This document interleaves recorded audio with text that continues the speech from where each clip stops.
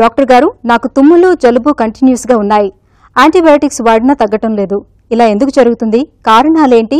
నేనేం చేయాలో తెలియజేయండి అని అడుగుతున్నారు. ఈ ప్రశ్నకు ENT surgeon doctor Vishnuvardhan Reddy గారు సమాధానం అందిస్తారు. కంటిన్యూస్ గా జలుబు ఉండడం అనేది మన కొన్నిసార్లు వాతావరణం మార్పుతో కావచ్చు, లేదా మన వృత్తిపరంగా కూడా కావచ్చు. వృత్తిపరంగా అంటే ఇదివరకు ఒక ఉద్యోగం చేసేవారము, ఇప్పుడు కొత్తగా వేరే ఉద్యోగంలో చేరామనుకోండి. ఈ కొత్త ఉద్యోగంలో ఏదో దుమ్ము సంబంధించినటువంటి పని కానీ ఉంటే గాన మనకు ఆ వాతావరణంలో వచ్చినప్పటి నుంచి జలుబు పట్టుకొని అది పదేగా ఇబ్బంది పెట్టవచ్చు. సో ఇట్లాంటి జలుబు వచ్చి చానాళ్ళు ఉండడం అనేది నిర్మూలించాలంటే మనం పరిసరాలని కొంచెం చూసుకోవాలి. ఏ కారణం వల్ల అయితే వస్తుందో, డస్ట్ ఉంటుంది, ఈ డస్ట్ కానీ ఇంట్లో కానీ డస్ట్ కావచ్చు, వర్క్ ప్లేస్లో కానీ డస్ట్ కావచ్చు, లేదా ఎక్కడైనా కెమికల్ ఫ్యూమ్స్ ఎక్కడైనా మనము కంటిన్యూస్గా పీలుస్తున్నా కావచ్చు.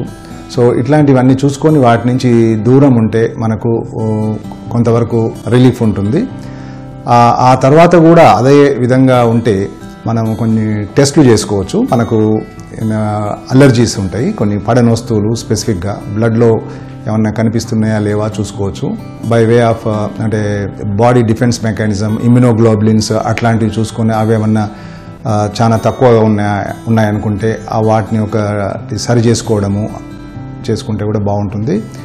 తర్వాత ముక్కు దిబ్బడి ఉంటే ఏంటంటే, ముక్కు దిబ్బడ మొదట్లో యాంటీబయాటిక్స్ ఇవ్వకుండా ఈ అలర్జెన్స్ ఏమన్నా అక్కడ ఉండి ఇబ్బంది పెడుతున్నాయి అనుకుంటే రోజుకు 2 సార్లు నోస్ క్లీన్ చేసుకోవడము, సెలైన్ స్ప్రేస్ ఉంటాయి, సెలైన్ స్ప్రేస్ చేసుకుంటే కూడా బాగా రిలీఫ్ వస్తుంది.